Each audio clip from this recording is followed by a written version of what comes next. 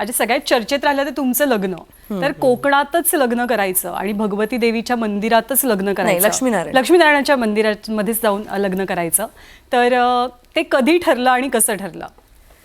मी त्याला एकदा असंच मी गेलो होतो आणि लक्ष्मीनारायण हे माझं कुलदैवत आहे वालावलचं. तर मी त्याला असं म्हटलं होतं की खूप छान मंदिर आहे, तुला मी दाखवते, आपण तिकडे जाऊया. आणि मी त्याला असं फिरवलं होतं कोकण, तेव्हा तिथे घेऊन गेले होते. आणि तिथे आम्ही तळ्याच्या काठी बसलो होतो आणि त्याला मी असं म्हटलं होतं की इकडे लग्न होतात असं मी त्याला म्हटलं. इथे लग्न होतात, किती छान लोकेशन आहे, इथे लग्न होतात. आणि तो म्हणत होता चल ना आपण करूया, असं तो म्हणाला. म्हणजे काय, म्हणजे फ्लर्ट करायला पण एक लिमिट असते ना. अजूनही परत आपलं काही ठरलं नाही आहे लग्नाचं, तरी पण तू डायरेक्ट ते बोलतोयस असं. तर मग मी म्हणे हां चल बघूया असं.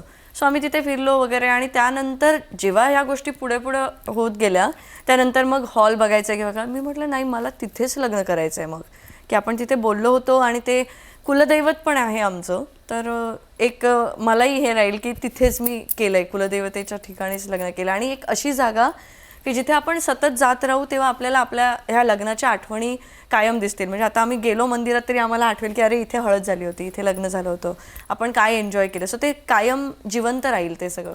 तुम्ही एक हाती पेलवलं तुमचं लग्न दोघांनी सुद्धा, म्हणजे तुम्ही ते एक खांबी तंबू होतात.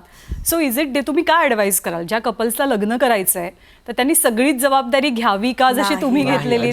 आम्ही सगळ्यात मोठी चूक केली, कारण मी बिग बॉसमधून आल्यानंतर लगेच लग्नाचं आम्ही डेट ठरवली आणि त्यानंतर सगळ्या गोष्टी आम्ही दोघांनी डिसाईड केल्या. डेकोरेशन काय असणार आहे, कुठचं काय डेस्टिनेशन, कुठे काय होणार आहे, किती लोक येणार आहेत, ती कोण कुठे राहणार आहे, हे सगळं आम्ही डिसाईड केलं. आणि लग्न शेवट 2 दिवस राहिलेत लग्नाला आणि आमच्या लक्षात आलं की आम्हालाच माहिती आहे सगळं, आम्ही कोणाला सांगितलंच नाहीये. सो माझ्या बहिणींना थोड्याफार गोष्टी माहिती होत्या, पण डिटेल मध्ये कोणालाच माहित नव्हतं की कोण कुठे राहणार आहे. लांब होतं ना, म्हणजे देवबाग पासून पण ते वेडिंग आणि याच्या घरून लोक येणार होती, मग त्यांचं सगळ्यांचं त्या पाहुण्यांना कोण बघणार आहे, ह्या सगळ्या गोष्टी दोघांनाच माहित आहेत.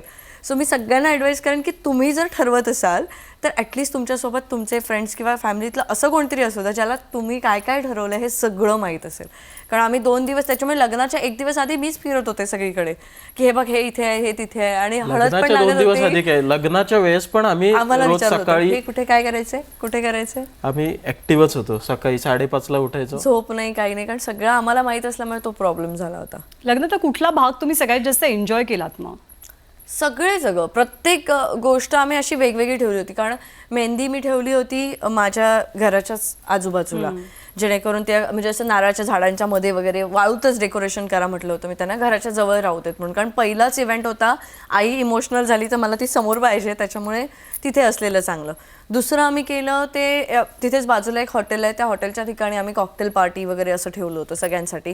कारण हळद आणि लग्न हे मंदिराच्या ठिकाणी असल्यामुळे काही पार्टी नाही. कोणाला सांगितलं होतं मंदिराचं पावित्र्य राखायचं, ड्रेस पण तसेच पाहिजेत, या सगळ्या गोष्टी आम्ही ठेवल्या होत्या. त्याच्यामुळे ज्यांना DJ पाहिजे, ज्यांना नाचायचं आहे, त्यांच्यासाठी आम्ही एक स्पेशल डे ठेवला होता की इथे तुम्ही काय ते नाचून घ्या, हे करून घ्या.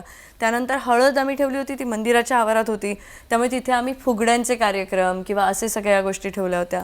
आणि लग्न दुसऱ्या दिवशी तिकडेच मंदिर, त्यामुळे सगळे कार्यक्रम हे वेगवेगळे ठिकाणी आणि वेगवेगळ्या पद्धतीने आम्ही हे केले होते. त्यामुळे असं काही हे नव्हतं, सगळे आम्ही एन्जॉय केले. कोणाल? मला आठवणीत राहणारी गोष्ट म्हणजे मंगळसूत्र घातलं तेव्हा.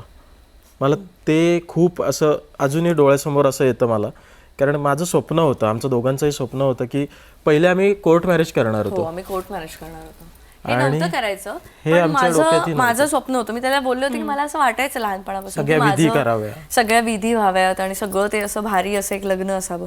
मग तो बोलला तुला वाटतंय मग आपण 50 लोकांमध्ये करूया ॲटलिस्ट, ते तुझ्यासाठी भारी करू. कुठे कॅमेरासमोर काही भरपूर लोक दिसली पाहिजे तसं नाहीये, तू दिसशील, तुला जसं हवं तसं तर आपण करू, तुझ्या आठवणी तुला ठेवायच्यात. तर मग ते 50चं हळूहळू सगळं वाढत झालं, 500 पर्यंत गेलं.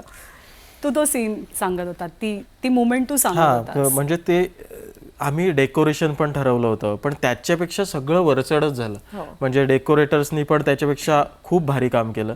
त्याच्यामुळे ते मंगळसूत्र घातलेलं तो माहोल आणि ते सगळं ते स्वप्न म्हणजे खूप ड्रीमी होतं माझ्यासाठी. ते अजूनही म्हणजे आत्ता पण गेलो तरी आम्हाला ते लक्षात येणार की इकडे आमचं लग्न झालंय. ते खूप ड्रीमी होतं सगळं.